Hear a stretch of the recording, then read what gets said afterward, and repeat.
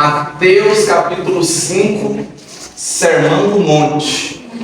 Aplicações do capítulo 5. Eita, então vai falar para nós, por favor. Vai.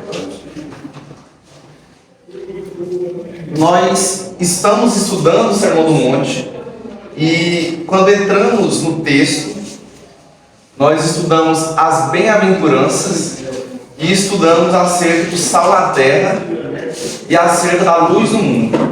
E além disso, o que Jesus fala da lei. Jesus diz que ele não veio revogar a lei. Jesus veio cumprir a lei. O que Jesus quis dizer com isso? Ele quis dizer que o cumprimento da lei é ele. A própria vinda de Jesus já era por si só o cumprimento da lei.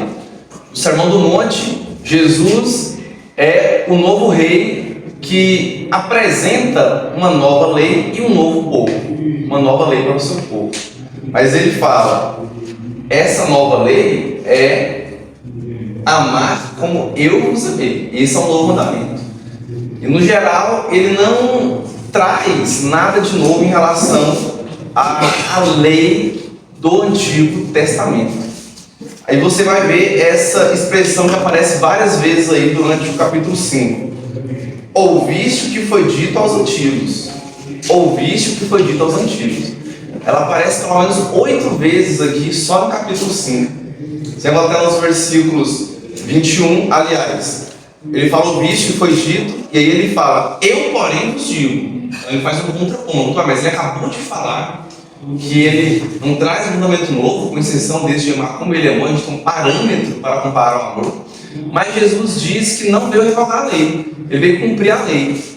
Só que ele fala várias vezes, vocês ouviram o que foi dito, eu porém vos digo isso. Parece que ele está indo de contraste com tudo aquilo que foi ensinado pela lei. Aparece 8 vezes essa contraposição dele, eu porém vos digo, só nesse capítulo.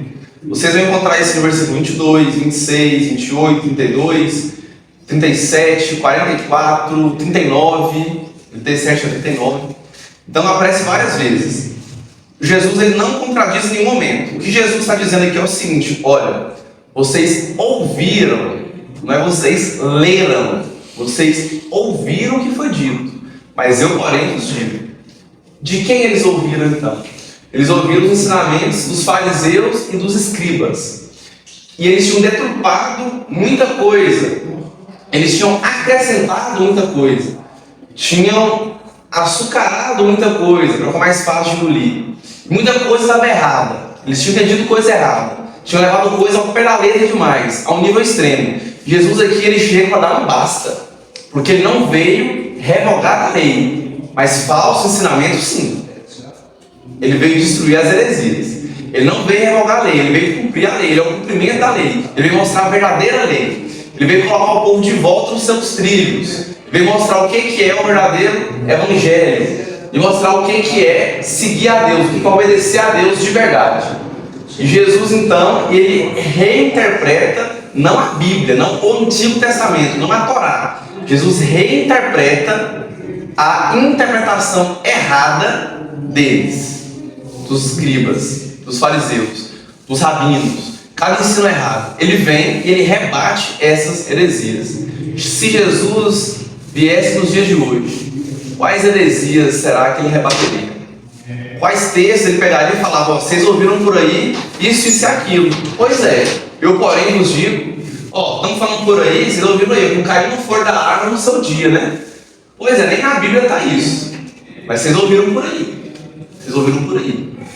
Mas eu porém vos digo. E ele traz algo maior do que o próprio ensinamento em si. Jesus ele expande, ele mostra que é mais difícil do que isso. E a gente tem aqui 5 pontos, 5 aplicações.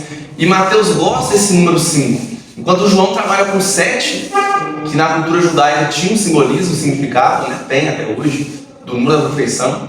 Mateus trabalha com 5. Acredita-se que por causa dos 5 livros da Bíblia, né, do Pentateuco, do início, a Bíblia deles, tinha a Torá, como os 5 primeiros livros da Bíblia, mas como mais importantes, tanto que os saduceus não consideravam os escritos dos profetas como Bíblia, apenas a Torá, né? Eles eram bem radicais nesse sentido, e a Torá tinha um certo tipo de relevância. um pouco maior dentro do contexto. Mateus trabalha tudo em 5. E aqui é a aplicação de tudo que a gente já estudou até agora. Você que faz parte do reino, esse sermão é para você, é para aquele que já faz parte do reino. Mas ele também é útil para a evangelização. Aqueles que estão ao redor dos discípulos também estão ouvindo. Mas ele foi pregado inicialmente para os discípulos. E Jesus fala, ó, eles estão falando isso aí, mas está errado. Está errado. A gente estava conversando sobre isso ontem, né? Não adianta nada, como diz palavras do próprio atual pastor Taqueri, Joara. Não adianta nada estudar muitos anos, mas estudou errado. Não adianta nada. Eu fiz 5 anos de teologia, nossa, claro, eu fiz 5 anos, doutorado, pós esse assunto. Mas se estudou errado, não adianta nada. Se não for uma boa teologia saudável, teologia bíblica, não adianta nada.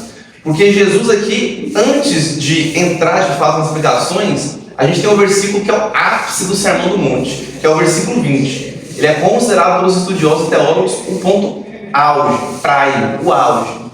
O ponto máximo é esse, porque eu vos digo que se a vossa justiça não exceder em muito a dos escribas e fariseus, jamais entrareis no reino dos céus.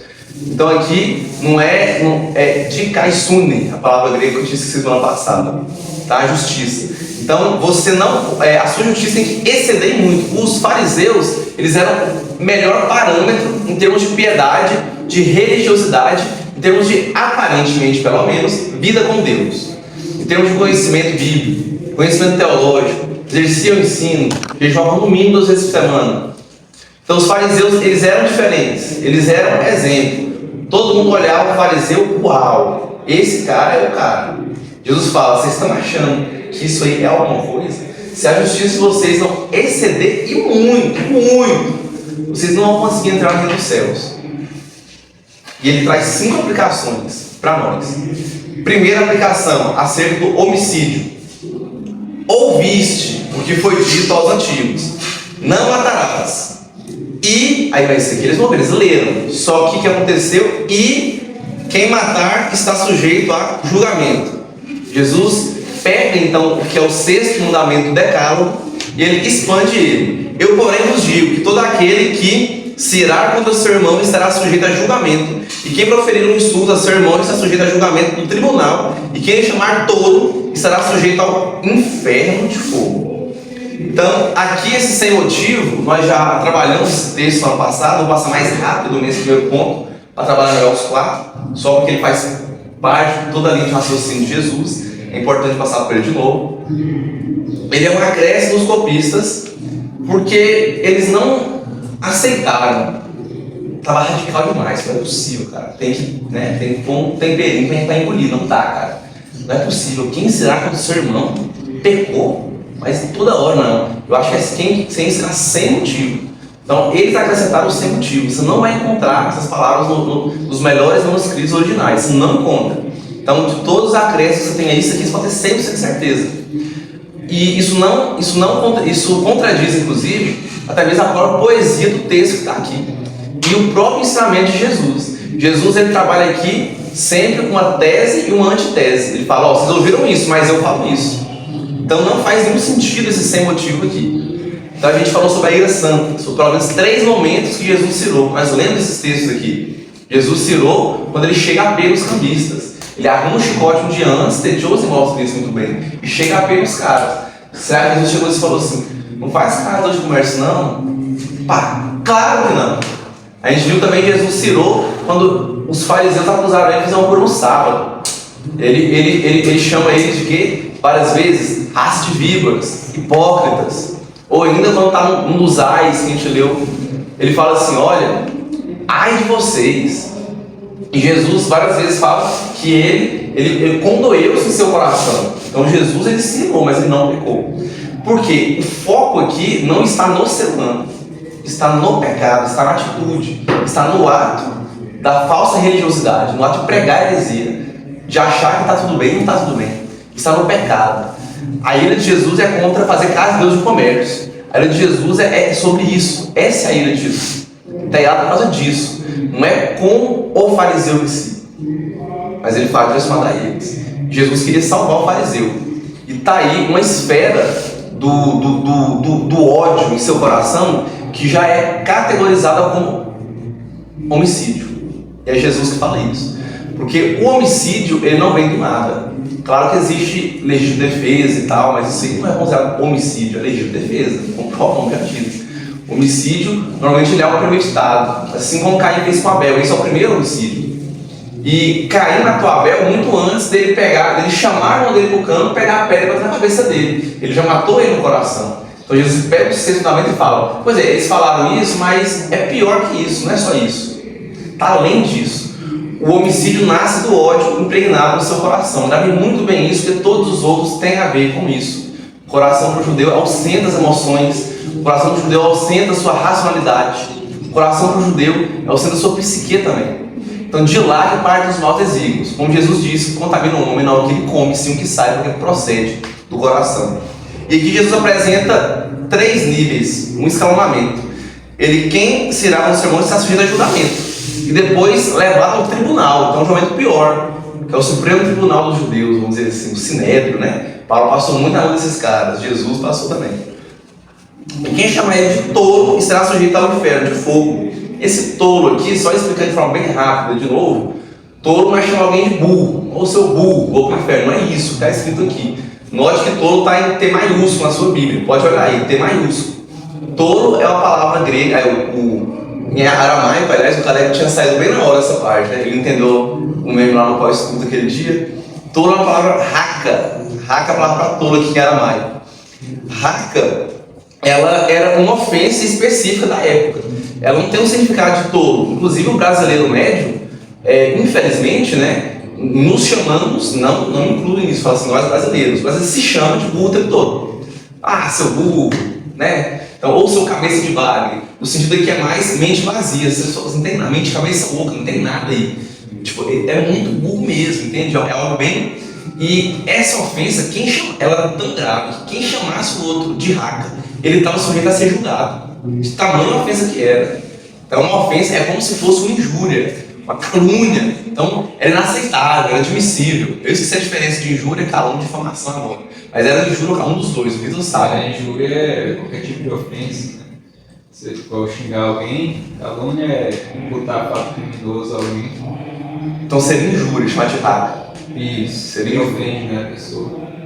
E difamação é qualquer coisa que mancha a reputação da pessoa. Que envolve o público, né? Isso, fulano estava com uma mulher no hotel, não sei o quê. Ah, entendi. Show. Então, no caso, raca era uma injúria. Era como uma injúria, mas uma injúria grave, que é algo geral ao tribunal. Jesus ele fala que o pior tribunal não é o tribunal humano, não, é o tribunal de Deus. O pior não é ser julgado pelo Sinédrio, julgado pela igreja, o pior é ser julgado pelo próprio Deus e ser condenado ao fogo do inferno. E ele continua: se, pois, ao trazeres ao altar tua oferta, ali te lembraste do seu irmão, tem alguma coisa contra ti, deixa perante o altar tua oferta. Vai primeiro reconciliar com teu irmão, e então, voltando, faz a tua oferta. Entra em acordo sem demora com teu adversário, enquanto estás com ele a caminho, para que o adversário não te entregue ao juiz, ao oficial de justiça, e sejas recolhido da prisão. Em verdade te digo que não sairás dali enquanto não pagares o último centavo. Mais uma vez, Jesus coloca em 3 níveis, escalonando, né? Se o adversário está lá te denunciar, você não reconciliou com ele ainda, vai lá, reconcilia com ele, para que ele não te leve ao juiz, para que do juiz você não vá para o oficial da justiça, e que para de lá você não vá para a prisão.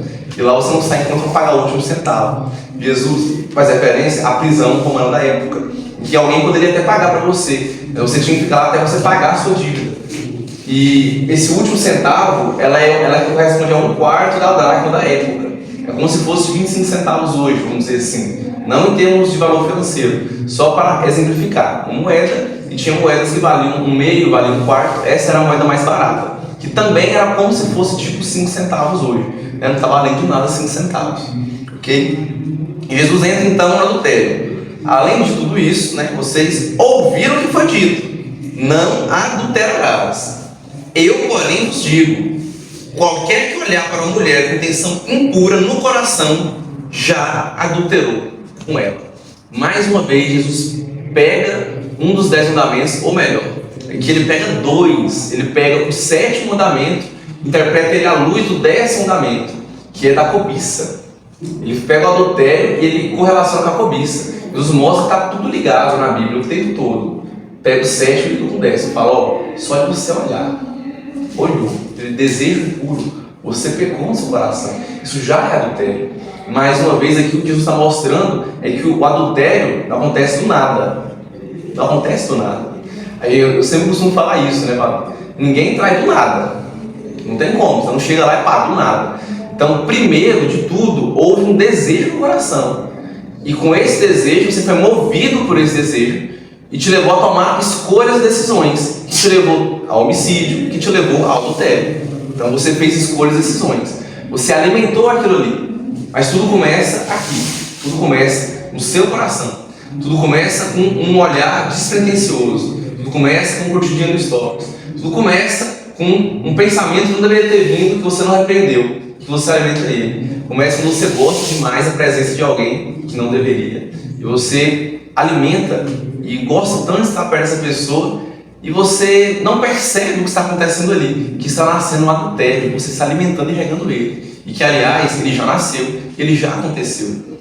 Para o judeu, o adultério era quando um homem se deitava com a mulher do outro. Jesus mostra que não, que ele começa muito antes. Ele começa muito antes. Então vocês ouviram o que foi dito sobre o adultério, né? Ouviram que não. Então se o cara deitou, a mulher adulterou. Jesus fala, não é isso. Está além disso, está muito além disso. E aí, ele fala o seguinte: se o teu olho direito te faz tropeçar, arranca-o e lança de ti, pois te convém que se perca um dos teus membros e não seja o teu corpo lançado no inferno. E se a tua mão direita te faz tropeçar, corta e lança de ti, pois te convém que se perca um dos teus membros e não vá todo o teu corpo para o inferno. Então Jesus aqui, ele é extremamente radical. E aí é onde a gente entra em contraste com o sem motivo, que a gente vê lá no versículo 22, para suavizar, não. Jesus é radical. E se você acha que o Sermão do Monte até agora, bem-aventurança, foi radical, sobre ser sal na terra, ser luz do mundo, que isso implica na sua vida, se foi radical, se cada uma dessas 5 implicações são radicais, é o final, cara. O final é mais ainda. O que Deus quer de seus seguidores, que Jesus fala para nós, é algo muito sério. E aí, é o que aquela música fala, né? A mensagem é doce aos lábios, mas ela é amarga aos que aceitam carregar. Ela é amarga aos que aceitam carregar. No bom sentido da coisa. Vocês entendem, eu não preciso explicar aqui. Não tem ninguém que não costuma frequentar a igreja beber. Esse é um nível de maturidade boa para entender o que eu quis dizer. E não faz nenhum sentido você tomar isso aqui ao pé da letra. Lembra que eu falei que o Sermão do Monte, ele é uma das, eu não posso afirmar para vocês que é, mas ela é uma das passagens que mais tem heresias e falsa interpretação, é justamente por uma característica única que ela tem de ser simples e muito profunda. O que Jesus fala, se você na sua casa abrir isso aqui e ler, você já consegue aplicar na sua vida, sem dependência, você já entende, consegue. Só que tem muita coisa além, porque é profundo, tem muita coisa além. Você ler vai ser só como o glacê, né, no bolo. Pô, o glacê é bom pra caramba. Mas e o bolo em si? O que de fato está por trás disso? Porque o Sermão do Monte, ele não foi em 20 minutos. E se você for ler isso aqui, você não gasta nem 10. Você lê 3 capítulos rapidão. Você lê em 5 minutos ou menos. Esse aqui é um resumo, obviamente, está condensado. E a gente tem que pedir a instrução do Espírito Santo para entender melhor, à luz do que os pais da igreja já instruídos pelo Espírito Santo também entenderam esse texto, para entender melhor o que isso traz e baseado em um contexto. Mas tem gente que não faz isso, né? Tem gente que lê e fala, ó, tá na Bíblia.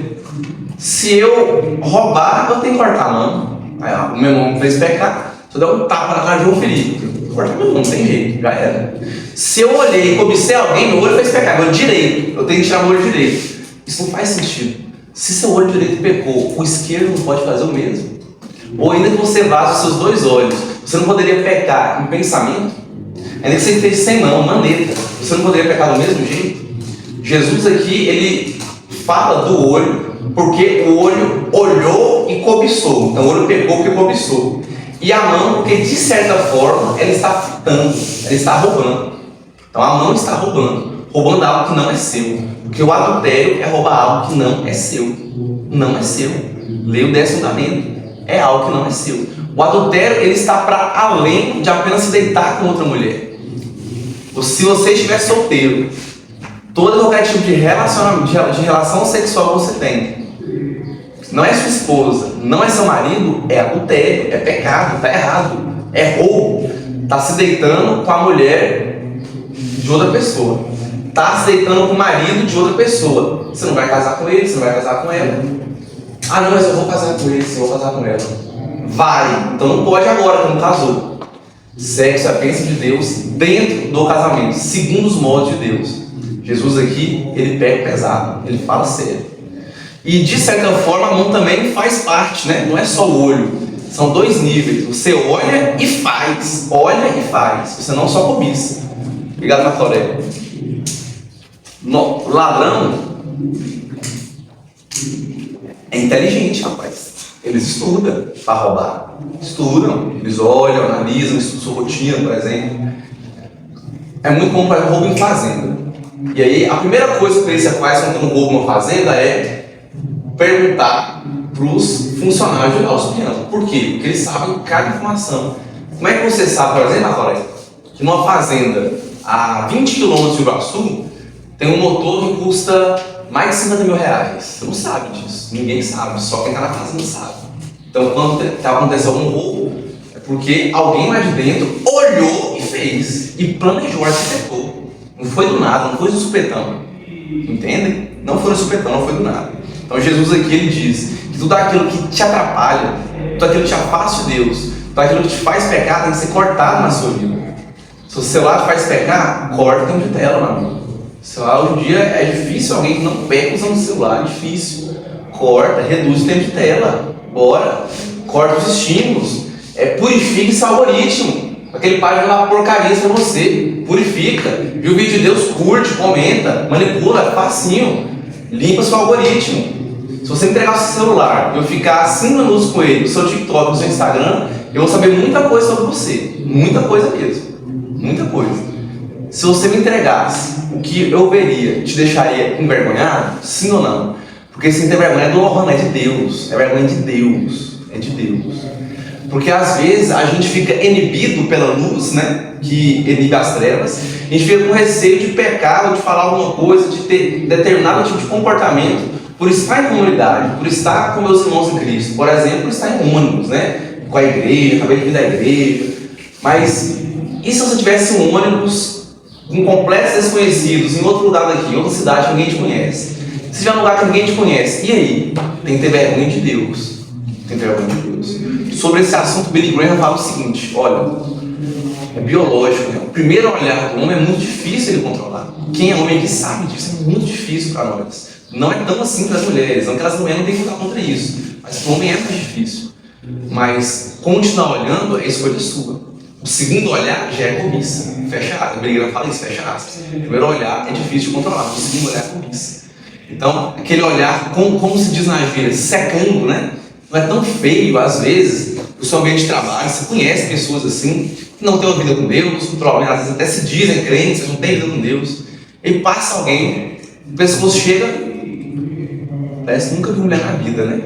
O pior não é, às vezes, só o cara olhar, o cara fala, os comentários. Então, assim, isso é pecado, isso já é adultério. Isso não é um olhar apenas de uma coisa, olhar e falar assim, não, sei lá ele, João Felipe, você é um cara bonito e tal, legal. Ela é uma pessoa, fala, não, beleza, bonito, mas olhar com cobiça, entende? Isso é muito diferente. Jesus acrescenta, também lhe foi dito, aquele que repudiar sua mulher, dele carne de divórcio.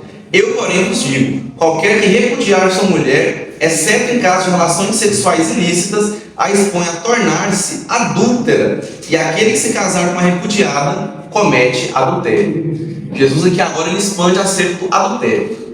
Então ele fala do divórcio. Ele fala do adultério e agora ele fala do divórcio, né? Então ele fala assim, olha, falar para vocês que se você repudiar sua mulher, você pode já dar divórcio para ela.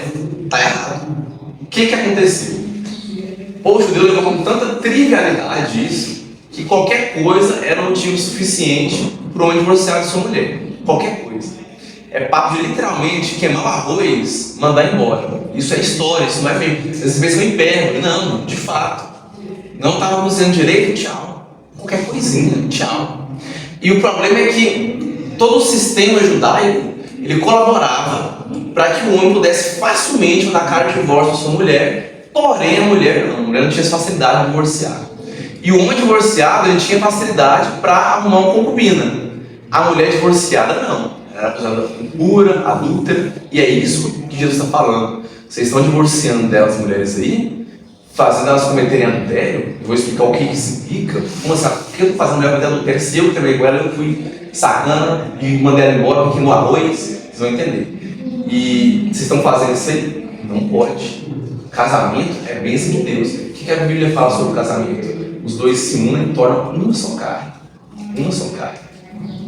Então, quando vocês separam, aos olhos dos homens, a lei dos homens, vocês não separam a lei de Deus.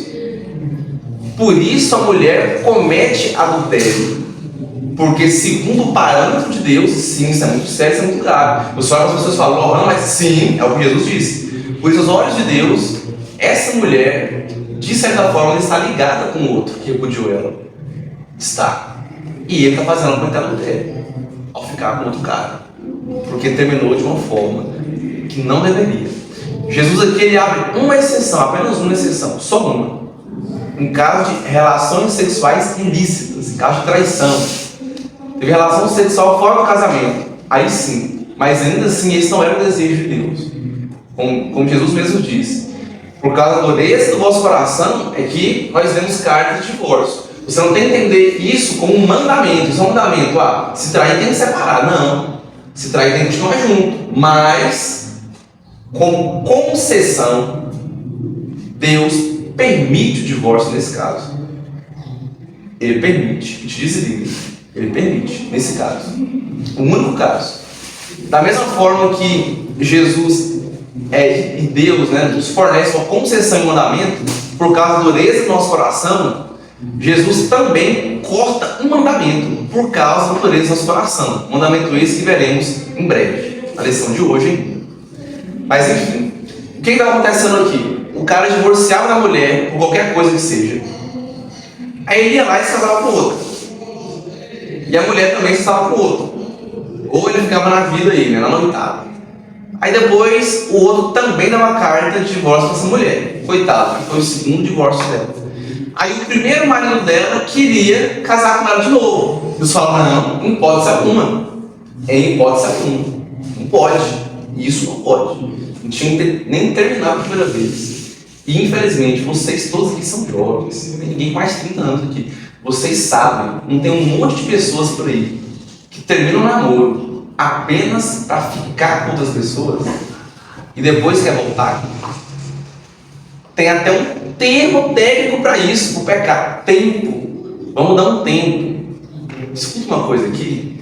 Não existe isso de tempo. Você está entendendo? Tempo é término. Tempo é término. O que significa tempo? Não, vou dar um tempo para mim. Não, tempo é eu quero ficar livre do nosso relacionamento para ficar com a porrada de outras pessoas e depois, quem sabe eu volto, né? Quem sabe eu sinto saudade e volto. Isso é tempo. Não existe tempo. Tempo não existe. Não existe isso.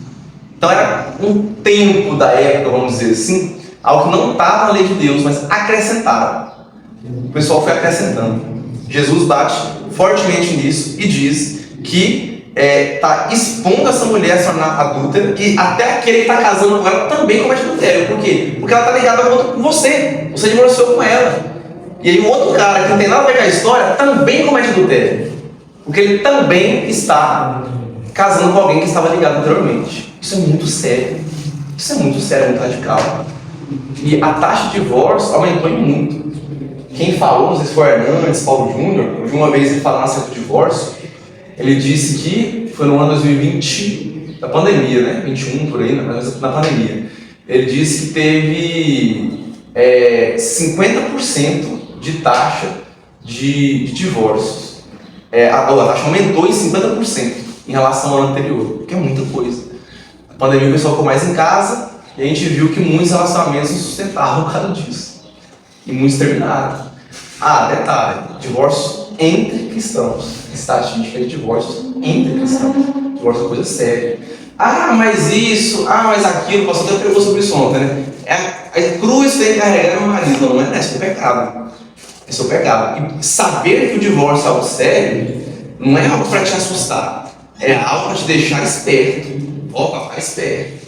É algo que você vai falar, rapaz, eu tenho que escolher muito bem com quem eu vou casar. Porque depois que casar, acabou. Depois que casar, já era. Deus não agarra divórcio. A menos que eu não traia, ou ela não me trai, já era. É pro resto da vida. Casamento é coisa séria. Casamento não é o que desde a época de Jesus já existia e hoje está mais escrachado ainda. Não é swing. Isso não tem nada a ver com casamento. Não é ficar com várias pessoas, não. O que Deus quer na sua vida é um homem e uma mulher. Um homem e uma mulher. Ficar está muito na moda. É adultério. Ficar é adultério, gente. Ficar, beijar na boca de língua é adultério. É adultério. O ideal é que você beije apenas sua esposa ou que você beije apenas o seu marido. É isso que Deus quer na sua vida. Esse é o normal, é o padrão de Deus. E pode ter acampamento de jovens adolescentes. Parece que não importa quantos pecadores falam isso. Todo mundo sabe, todo jovem sabe disso, todo adolescente sabe disso. Ficar é pecado, já não é pecado. Mas, quando está lá na hora do vamos ver, esquece que existe Deus. Esquece o Espírito Santo. Esquece de tudo. E vai, e se entrega. Mas tudo começa com um olhar despretensioso e com uma cobiça, um desejo no seu coração. Aprenda a cortar esse desejo não somente nessa área, mas que é uma área tão delicada, que vem atingindo tantas pessoas. Inclusive, fico triste ao ouvir várias notícias de pessoas diferentes acerca da nossa cidade. Infelizmente, a nossa cidade está entregue ao adultério. Infelizmente, eu falo isso para a vergonha nossa. Porque nós, enquanto cristãos, temos que ser luz aqui, de alguma forma. Onde quer que a gente esteja, a gente tem que ser diferente. A gente tem que envolver com as trevas, a gente tem que dissipar as trevas. A gente tem que retardar a putreficação desse mundo. E isso me entristece muito. Terceiro ponto, dos juramentos. É pecado jurar? Pode responder, não é retórica não. Jurar é pecado? Não, eu juro. Eu juro por Deus. É pecado? Jurar. Jurar é tipo, o juramento você valida aquilo que você está falando. É como tipo assim, igual por exemplo, estou fazendo bem bobo, eu juro para minha mãe. Tipo assim, não, minha mãe pode morrer se eu estiver mentindo. Uma Entende? garantia, então. Hã? Uma garantia. Isso, tipo uma garantia, um provisório, vamos dizer assim. Tipo isso. Você Não é pecado jurar desde que você cumpra. Alguém mais? Alguém ali em casa, antes de vir para a igreja, em cima da no grupo, mas pessoas costumam ler, eu sei que tem gente que leu também antes. Vamos ver então o que Jesus fala sobre isso? Também ouviste o que foi dito aos antigos: não jurarás falso, mas cumprirás. O povo então falou, não foi? Então acabou de falar isso. Então falou bem. Ó. Só que Jesus fala, não. Vamos lá. Também ouviste o que foi dito aos antigos: não jurarás falso, mas cumprirás rigorosamente para com o Senhor os teus juramentos. Eu, porém, vos digo: de modo algum jureis, nem pelo céu, por ser o trono de Deus, nem pela terra, por ser estrado de seus pés, nem por Jerusalém, por ser cidade do grande rei, nem jures pela tua cabeça, porque não podes falar no fio de cabelo preto ou branco. Seja, porém, a tua palavra sim, sim, não, não. O que disso passar vem do maligno. Jesus aqui proíbe veementemente, de forma clara, o juramento. Ele fala, não jureis por nada. Resumindo, Jesus fala, jurar é pecado. Jesus acabou de falar isso claramente. Porém, Deus jura. Deus jura. algumas vezes lá em Êxodo, Deus jura. Vamos abrir aí? Abre aí. Em mais de uma vez a gente vê isso. Abre lá em Êxodo. Abre lá em Êxodo 20, versículo 7. Caleb, abre lá em Levítico 19. Não, cada um vai ler um, rapaz. Levítico 19. Você vai ler o 12. Vitão, sabe onde está Números, Vitão? Números 30, versículo 2. Cara, abre lá em Deuteronômio 23. Pode abrir também, Alex. Lá em 4 versículos. Deuteronômio 23. Carla leu o 21 e 22. O Alex leu o 23 e o 24. Levítico 19 e 12. Você lê depois, vai ter mais versículo. Fica tranquilo.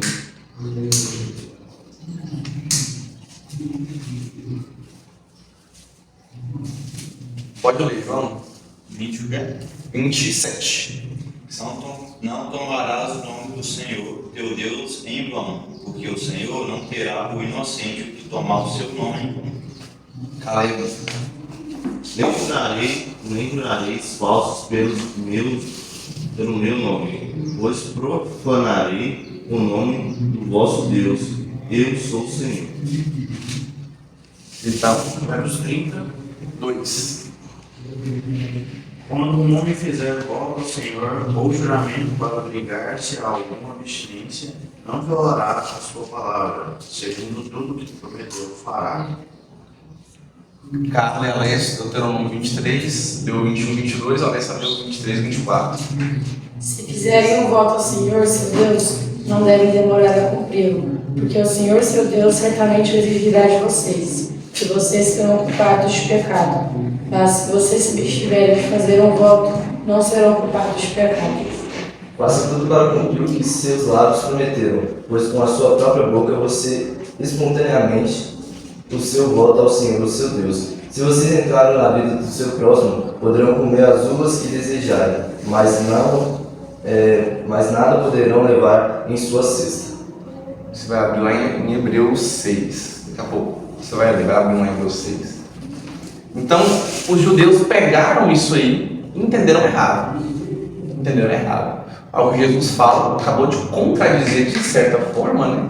O que estava ali, a gente não acabou de ler? Não, peraí, se você jurasse, não cumprir seu voto para com Deus. O problema é que eles tinham acrescentado tanto a questão do juramento, que era algo lícito. Eles poderiam jurar sim, mas não dessa forma que eles fizeram. Eles acrescentaram ao ponto de falar o seguinte: olha, se a pessoa jurar por Jerusalém, ela não está obrigada a cumprir o voto dela. Porém, se ela jurar em direção a Jerusalém, aí ela é obrigada a cumprir o voto dela. Isso não faz nenhum sentido, isso é loucura. Mas um rabino pregava isso, o pessoal acreditava, muita gente. Falsos ensinos sempre existiram. Então, a gente vai ver aqui na Bíblia, agora, vamos lá.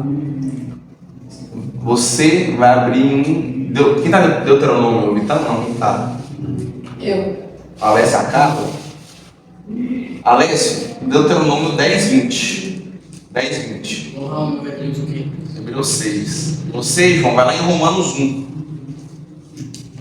Você vai em 2 Coríntios 1. Vitão, aquele está ali também, aquele está longe para ler. Vitão vai em 1 Tessalonicenses.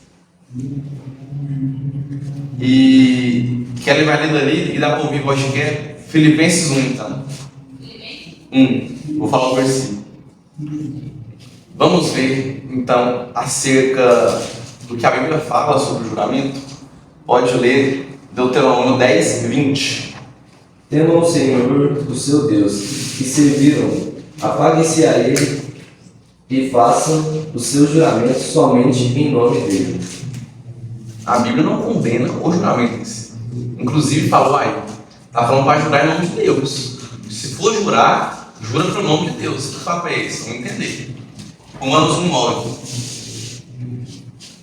Porque Deus, a quem sirvo, em meu espírito, no Evangelho de seu Filho, é a minha testemunha de como incessantemente faço menção de vós. Deus jura, e o próprio apóstolo Paulo jura. Ele não somente jura, como ele chama Deus como sua testemunha. Esse texto que a gente acabou de ouvir o João lendo, Romanos 1:9. Para além disso, 2 Coríntios 1, 23. Eu, porém, por minha vida, tomo Deus por testemunha de que foi para poupar vocês que ainda não voltei a Corinto. 1 Tessalonicenses capítulo 2. Você vai ler 2 versículos, então, o 5 e o 10. A verdade é que não usamos de linguagem de bajulação, como sabeis, nem de intuitos gananciosos. Deus disso é testemunha. Vós e Deus sois testemunhas do modo porque piedoso, justa e irrepreensivelmente procedemos em relação a vós outros que creis. Kelly, Filipenses 1:8. Deus é minha testemunha de como tenho saudade de todos vocês com a profunda afeição de Jesus. E para finalizar, o versículo chave sobre o juramento O Marco Aurélio vai ler, lá em Hebreus 6, versículo 17. Por isso, Deus, quando quis mostrar mais firmemente aos herdeiros da promessa a imutabilidade do seu propósito, se interpôs com o juramento. Jesus aqui, ele vai para além de todo e qualquer juramento que o pessoal fazia. Ele diz o seguinte: olha, vocês não podem jurar pelo céu e pela terra, não. Quem manda é Deus. Vocês não podem jurar pela cidade santa. Quem manda é Deus. Você não pode jurar nem pelo fio de cabelo, que é seu, porque quem manda é Deus. Você não tem controle se um deles ficar preto ou branco. Então você não pode jurar pela vida de alguém, jura pelo cachorro. Não, quem manda é Deus. Deus está no controle de tudo. Não jure. Da mesma forma que, com a concessão, Jesus permite, né, o divórcio em um caso específico, aqui ele corta o juramento. Totalmente. Algo que era permitido, algo que era cultural, algo que podia ser feito, porém estava sendo feito da forma errada, ao ponto de Jesus cortar e falar: não, da forma que vocês estão fazendo está errado, não é assim. Então não façam isso. Então eles estavam jurando. Para que serve o juramento? Honestidade, né? Honestidade. Para validar aquilo que você está falando. Aí o pessoal começou a utilizar isso apenas para enganar com a sinceridade. Já tinha uma intenção ali por trás de não seguir. E aí falavam: mas eu juro. Não, peraí, não. Já que você está jurando, não acredito. Então, beleza. E aí saía contente porque conseguiu o que queria. Conseguiu enganar a pessoa. Jesus diz então: não. Vocês não vão jurar nem pelo céu, nem pela terra. Vocês não têm controle de nada. E aí, seja o vosso sim, sim. E o seu não tem que ser um não. Caleb, abre por favor aí Mateus 23. Mateus 23. Faz uma leitura grande agora, viu? Ah, sério? Do 16 ao 22. Mateus 23. Mateus 23, os ais, né? Do 16 ao 22. Vou ter o volume.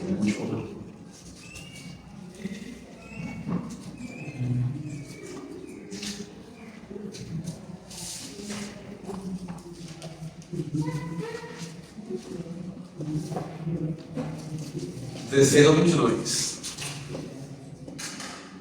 Ai de vós, condutores cegos, pois que diz: qualquer que jurar pelo templo, isso nada é, mais do que jurar pelo ouro ou ouro do templo, este é de devor. Insensato e cegos, pois qual é o maior? O ouro ou o templo? Que santifica, quem santifica? O ouro ou o templo? E aquele que jura pelo altar, isso nada é, mas aquele que jura pela oferta que está sobre o altar, este é devedor. Insensato e cego, pois qual é a maior oferta? A oferta ou o altar? Qual santifica? A oferta? Portanto, o que jura pelo altar, jura por ele e por tudo o que sobre ele está. Está rasgado aqui no 21. Tá rasgado? Pode ler aqui. Pode. Quem jura pelo santuário, jura por ele, porque aquele que nele habita. E quem jura pelo céu, jura pelo trono de Deus, e por aquele que no trono está sentado. Deu a perceber aí como eles estão deturpando a questão do juramento. No mesmo livro, inclusive, a gente vê Jesus condenando veementemente o juramento. Veementemente. Ai de vocês. Deus não ai, são os famosos ai, Mateus 23. Jesus condena. Está errado. Está errado. Quando ele fala: ó, o céu é o trono de Deus e a terra é o estrado dos seus pés, onde ele coloca os pés, que para nós é o mundo, meu Deus, ele usa figurado, uma linguagem, é claro, é só onde Deus coloca o pé para descansar, ou seja, Deus está no controle de tudo. Falta a honestidade. Quando Jesus fala sempre o seu sim, sim, o seu não, não, ele está dizendo: que é melhor dizer a verdade, simples, nua e crua, do que você ficar inventando moda, tentando arrumar um jeito de justificar, tentando arrumar um jeito de validar a sua palavra. Porque, aliás, quem precisa se vender muito é porque não está tendo quem compra. O ideal é que a sua conduta de vida, você é cristão, né? Porque ó, você é bem-aventurado, você é sal na terra, você é luz do mundo. A sua conduta faça com que o seu sim seja um sim. Não, se ele falou, eu acredito. Não é não. Se falou, eu não vou duvidar. Claro que tem coisas que a gente duvida porque o ser humano é pecador. O ser humano é propenso a mentir em algumas situações. Todos nós estamos sujeitos a mentir em algumas das nossas vidas. Temos que vigiar para que isso não aconteça, isso não é certo. E o fato de saber disso não é tipo, é verdade, né? Ela falou que qualquer um de nós pode mentir, né? Então tá de boa. Claro que não, falando isso você não precisa mentir. Falando isso a gente precisa mentir. Então precisa ficar esperto. Então a gente pode até, mas no geral, durante a conduta daquela pessoa, a sua tendência é acreditar. É assim que você tem que ser. A tendência das pessoas é acreditar em você. Acreditar no que você falou. O seu sim tem que ser sim, tem que ser honesto. Tratando que uma das primeiras acreditas a quem defenda que a primeira epístola escrita do Novo Testamento, epístola de Tiago, ele trabalha lá no capítulo 5, versículo 12, acerca disso. Acima de tudo, porém, meus irmãos, não jureis nem pelo céu nem pela terra, nem por qualquer outro voto. Antes seja o seu voto sim, sim, e o seu não, não, para não cairdes em juízo. Ou, de forma mais grave, o que Jesus fala, o que passa disso vem do maligno. O que passa disso é apenas uma tentativa de te enganar, de validar aquilo que está precisando de validação. Não era para ser assim. Tem uma série que tem uma advogada e ela argumenta muito bem. Teve um argumento dela uma vez que falei, caraca, realmente, aura, né? Todo hoje em dia fala aura, daria um vídeo muito bom. Você já assistiu essa série? E aí ela tá falando alguma coisa lá, aí ela chega na pessoa e fala assim, ó, é isso. Aí compete a você acreditar ou não. E vira as costas e vai embora. Simples. Ela só falou isso e foi embora. Eu falei, realmente, tem coisa que é isso. A pessoa vai acreditar, fazer o quê? Porque é claro, como eu falei, você não mente, infelizmente. Deveria ser assim. Eu não quero que vocês sejam ingênuos também. Estou falando para que o seu sim seja sim, o seu não seja não. Estou falando para você não ficar duvidando dos outros. Você cair em qualquer baba de calango. Não, estou falando para que as pessoas tenham certeza que se você falou é porque é. Você é honesto. A honestidade está ligada ao caráter cristão. O cristão tem que ser honesto. Quarto ponto. Senão a gente não consegue terminar. Quarto ponto. Jesus fala agora da vingança. Esse aqui dá pano para mão. Ouviste o que foi dito, olho por olho, dente por dente. Onde está escrito isso na Bíblia? Quem sabe? Olho por olho, dente por dente, quem sabe? Levítico, algum outro palpite? Alguém está fechado com Caleb aí em Levítico? Na verdade, isso é uma interpretação errada de pelo menos 3 passagens bíblicas. 3, não é só uma. Uma delas é Levítico. Não tive pra vocês lerem, não. Está em Êxodo 21, Levítico 24 e Deuteronômio 19.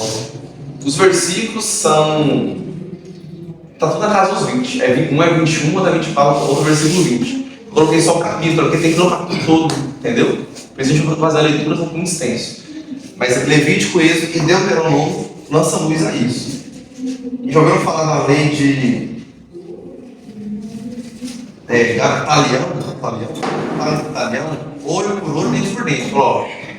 Para que era isso? Isso aí é bíblico, está escrito ali. Está escrito ali. O que significa isso? É o seguinte, por exemplo, suponha que o Marco Aurélio vai lá e fura o pneu minha bicicleta. Tá? Nem tem bicicleta, é só um exemplo, né? Furou o cara. Então, como o Marco Aurélio furou o pneu da bicicleta, nós vamos lá e vamos furar o pneu da bicicleta dele também. E aí encerrou o assunto. Você foi julgado, foi levado para o pago, você furou o pneu de bicicleta. Não podia. Então nós vamos lá agora e vamos furar o seu pneu também. Ok? Então a ofensa, ela deveria ser no mesmo nível, para pôr fim à discussão. Por quê? O que acontece? Marco Aurélio furou o pneu de bicicleta. Normalmente a gente como ser humano, o nosso ego fala mais alto, Eu não me contento apenas em furar o pneu da bicicleta do Nataré. Eu vou furar os dois pneus da bicicleta do Nataré.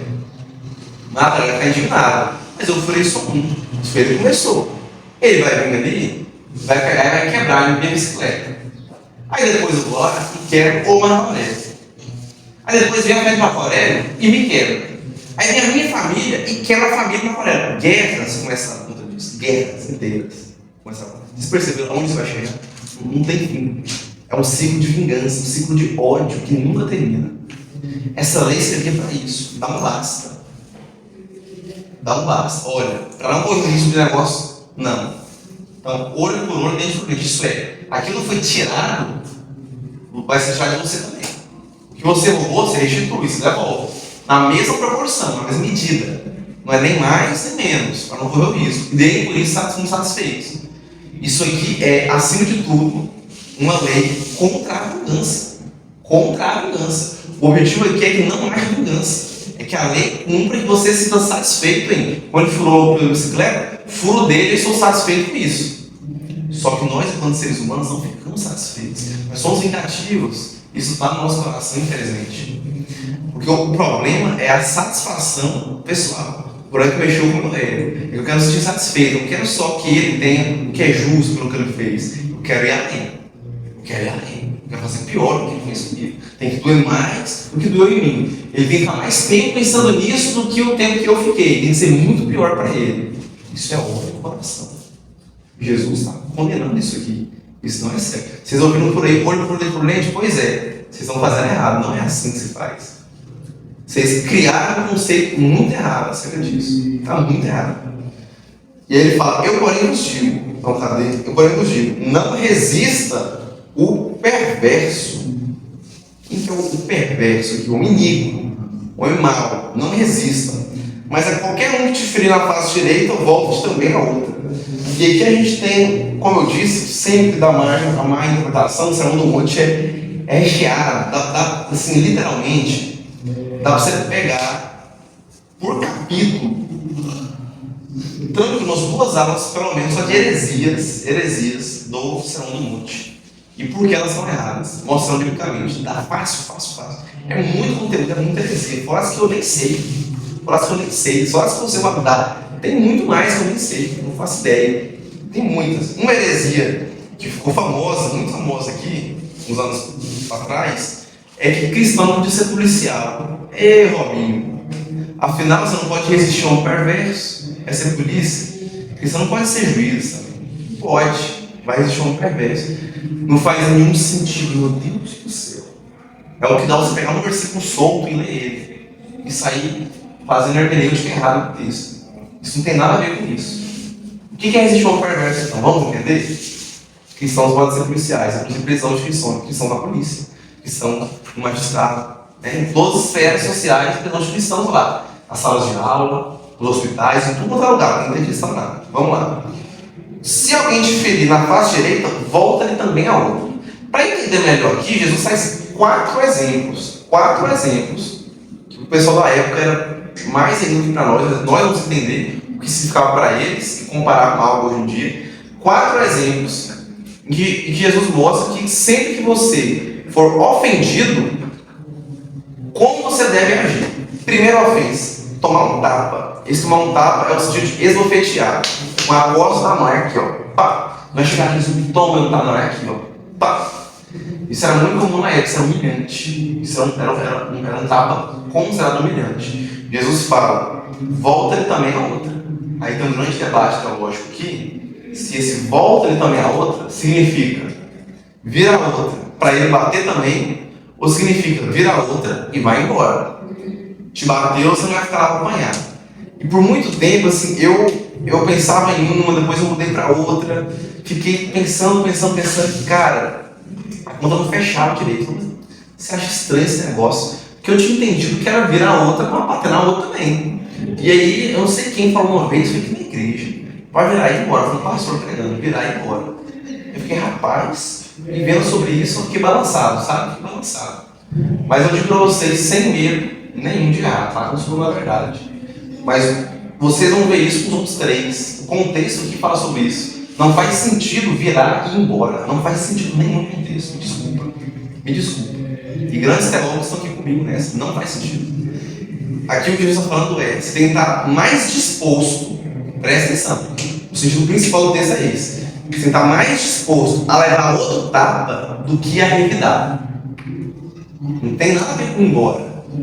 Também não tem a ver com, tá bom, apanhei, não bate mais. Não é isso, pelo amor de Deus. Não é isso. Aqui é a predisposição do seu coração. Batendo na sua cara, claro que você vai ficar, você não vai ficar ali. Mas você tem que estar mais disposto a tomar outro tapa do que você ia dar. É sobre vingança, ele está falando que é vingança. E todos os pontos até agora envolvem os desígnios do seu coração. Envolve um homicídio que nasce com ódio brilhando no seu coração. Envolve um adultério que se consuma, mas antes disso ele nasceu com desejo no seu coração. O juramento falso juramento que nasceu com o desejo de ser desonesto em seu coração, antes de você falar. E aqui, um desejo de revidar. Revidar não é mais moeda, revidar além daquilo que me ofendeu. Então, se eu apanhei, opa, eu tenho que estar mais disposto a apanhar de novo do que a bater na pessoa. Então, entre as duas, sim, o sentido é mais de levar o tapa do que virar a cara e ir embora. Mas, claro, temos os fortes que defendem essa linha.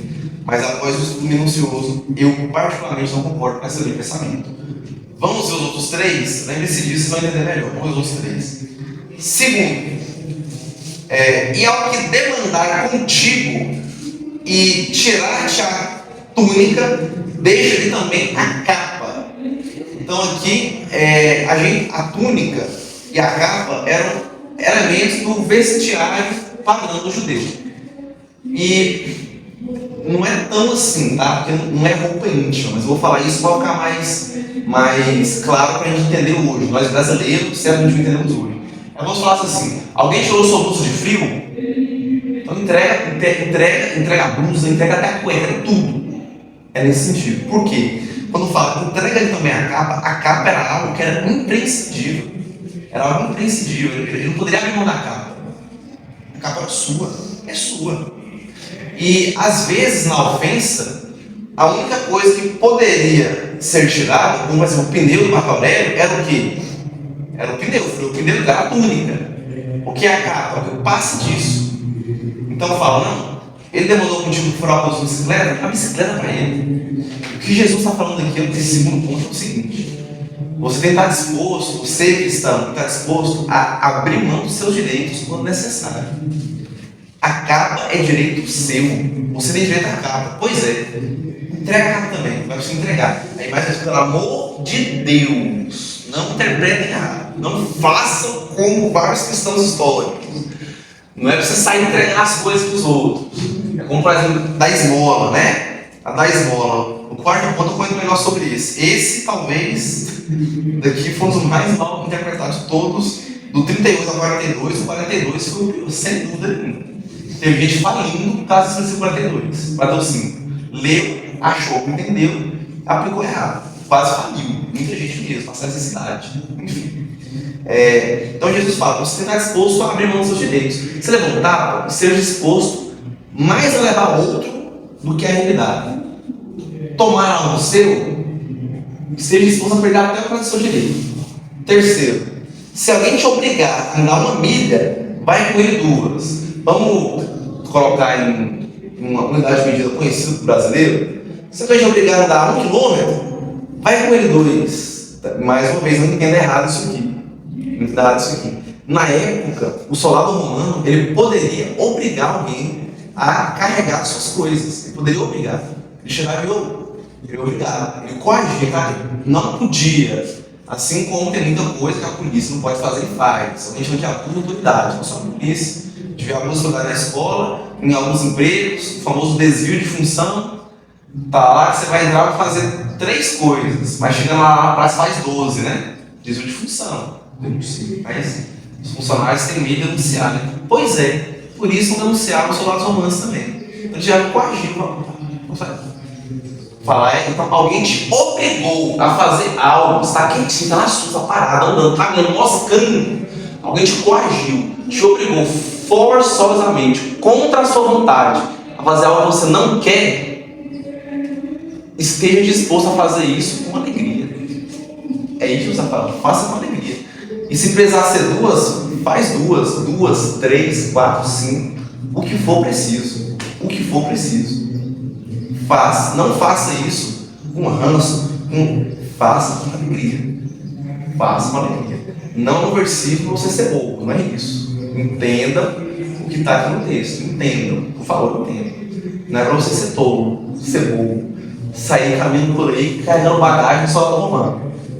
Aqui a pessoa foi obrigada, ela não tem outra opção, não tem saída. Não dá para ela evitar isso. Alguém só sabe isso e falou, vai que ele pede, eu vou vazar aqui. Não, você foi pego, você vai ter que fazer. Contra a sua vontade, não é seu. Faça de bom grado. E seja disposto a fazer até mais do que se pede. Esse é o sentido. Então, os 3 que a gente viu até agora, recapitulando. Primeiro, você tem que estar mais disposto a levar um segundo tapa do que de fato, revidar o tapa que você levou. Segundo, você tem que estar disposto a abrir mão dos seus direitos, mesmo algo que é seu, você tem que estar disposto a abrir mão dos seus direitos. E terceiro, se alguém te obrigar a fazer alguma coisa, você controle o sentimento de ódio no seu coração, que daí é menos. E faça com alegria. Faça com alegria. Não demonstre satisfação. E esteja disposto a fazer até mais do que foi pedido para você, foi obrigado a você fizesse. Não seja bobo também, tá? Seja sábio. Quarto, dá a quem te pede e não volte as costas ao que deseja que ele empreste. Meu amigo, se você ler só esse versículo, sem entender o contexto, você vai quebrar, você vai falar.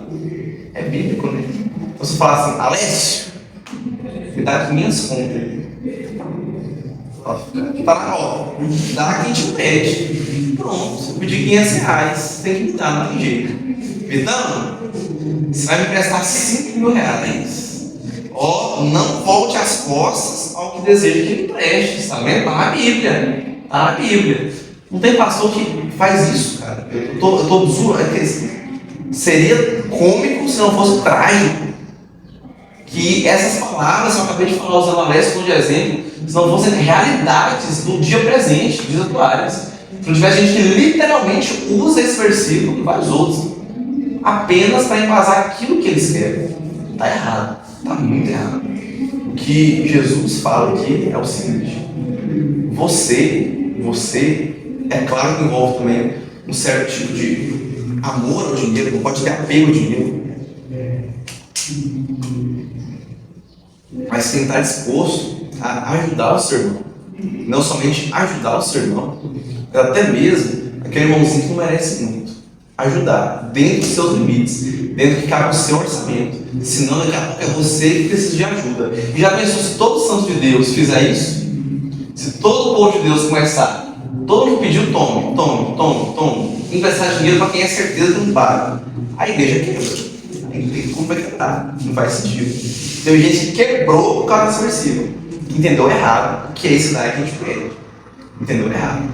E falando mais uma vez, algo que nós já falamos, às vezes você não tem dinheiro para dar a pessoa, mas tem seu tempo, né? Como o cara faz uma carona sem seu carro, vai lá dar carona, ajuda, dá uma palavra de conforto, faz alguma coisa. Às vezes tem uma roupa sobrando ali, a pessoa precisa de roupa, dá a roupa para a pessoa, entende? Cuidado com esse dinheiro emprestado.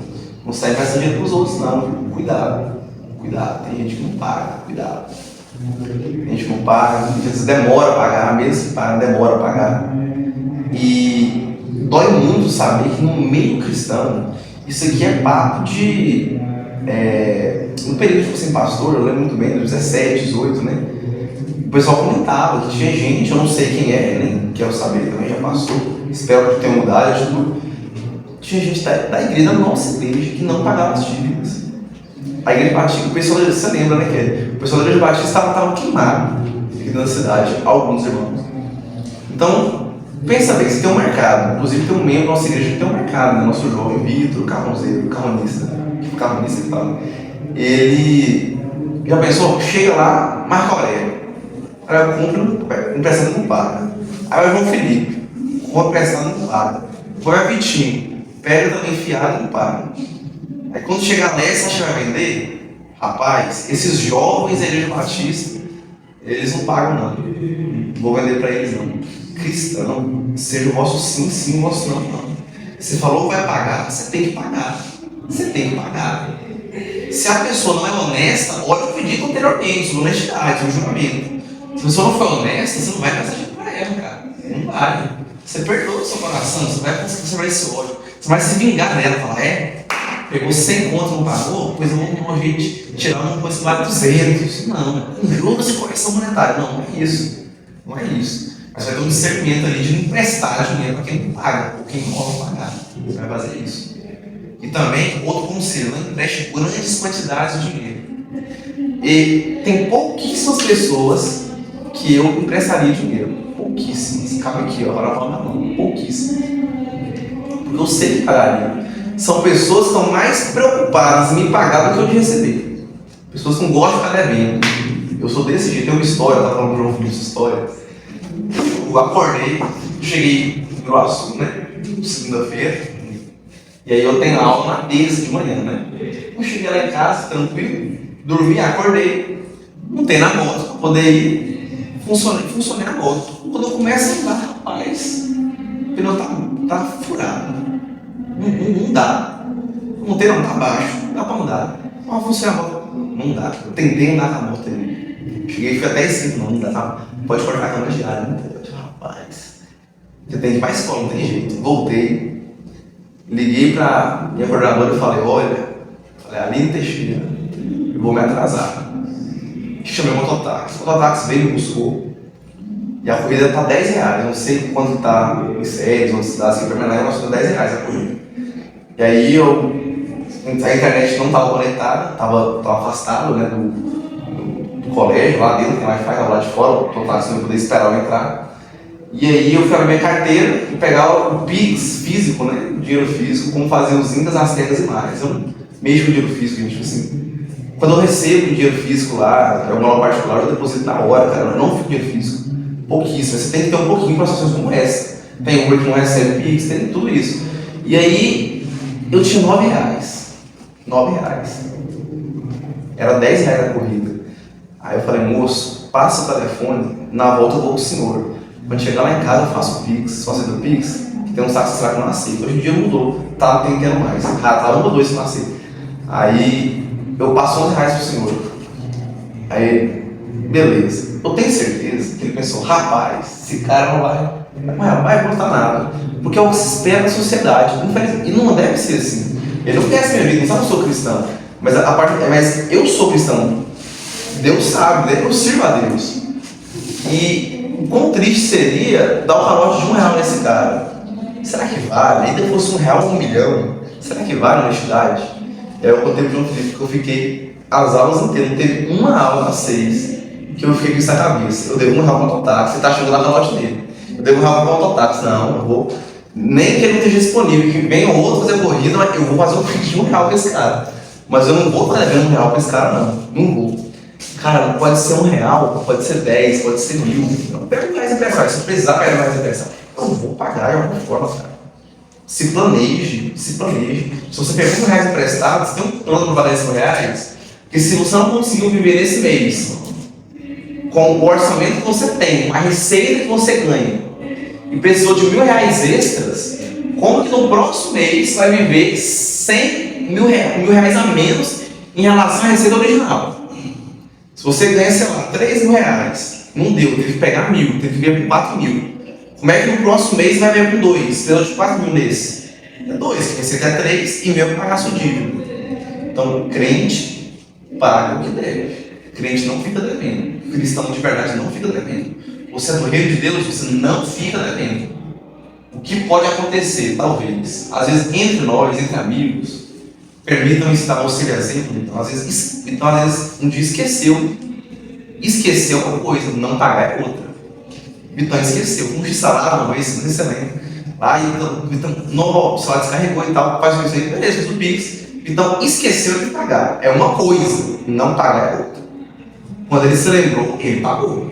Né? E o Pix, nada ainda, dinheiro físico ainda, uma raiva, no mesmo dia. O dia do mototáxi, aí, ó, sobrou. Então, é isso. Então, tome cuidado, tenha sabedoria. Porque emprestar dinheiro é bom, você ajuda, mas seja sábio. Porque o retrato é que até mesmo dentro do meio cristão, não era para ser assim, está complicado emprestar dinheiro para alguém. Está complicadíssimo, então tome muito cuidado. Por fim, o último ponto, eu sabia que você vai ter que trabalhar rápido. O último ponto é para a próxima aula. Mas é bom, sabe por quê? Eu sabia que dá tempo. Porque o último ponto, Jesus lança luz sobre o amor ao próximo. E ele rebate especialmente a falsa religiosidade. E ele fala de fato como o cristão tem que ser, o que o cristão tem que fazer. E aí no capítulo 6, ele expande essa questão. Ele expande essa questão acerca da falsa religiosidade. Ele expande essa questão acerca do que Deus exige de fato dos seus seguidores. Isso é algo muito profundo. Eu vou falar no começo da aula que o final é muito profundo. Na semana que vem a gente desenvolve melhor isso. Mas é o versículo 48. Sede, portanto, vós perfeitos, como perfeito é o vosso Pai Celeste. Tudo que a gente viu até agora foi tão difícil de engolir. Cara, eu não posso olhar e cobiçar, meu Deus do céu. Se eu ficar com ódio do meu irmão, céu, eu estou pecando contra ele. Se eu tiver um ódio, cara, não pode, eu posso vingar do cara, mano. E aí Deus fala, pois é, isso é de menos. Seja perfeito como perfeito vosso Pai. E esse é o padrão de santidade que Deus exige. Entendendo que essa perfeição nós não teremos agora, apenas na próxima vida. Mas a gente precisa desfrutar um pouco dela aqui em santidade. E na semana que vem a gente vai entender melhor isso, o que Jesus quis dizer em relação ao amor próximo. E também entrando já no capítulo 6, onde ele trabalha 3 pontos centrais aqui. Esmola, oração e jejum. Esmola, oração e jejum. Eram 3 práticas piedosas da vida de um judeu bom. Do bom judeu. Um bom cristão hoje em dia, o que a gente fala? Ele lê a Bíblia, ele ora, ele é frequente aos cultos, tal, que deve, pois é, eles tinham essas 3 coisas. Vamos entender como que a gente tem que fazer isso. Então, que Deus, pois, nos abençoe e aplique sua palavra aos nossos corações e que a gente possa entender cada mensagem de Jesus Cristo, cada pérola preciosa, cada diamante que a gente tem aqui no cima do monte, que é extremamente aplicável em nossas vidas. Que você controle os desejos do seu coração. Que você repreenda os pensamentos que vêm à tona e não deveriam ter vindo. Que você controle o seu olhar, controle o seu olho, controle os seus impulsos, controle os seus desejos malditos, que eles vêm do maligno. Seja o seu sim, sim, o seu não, não. Tenha conduta, seja honesto, pague o que deve e tenha sabedoria ao emprestar dinheiro. Amém?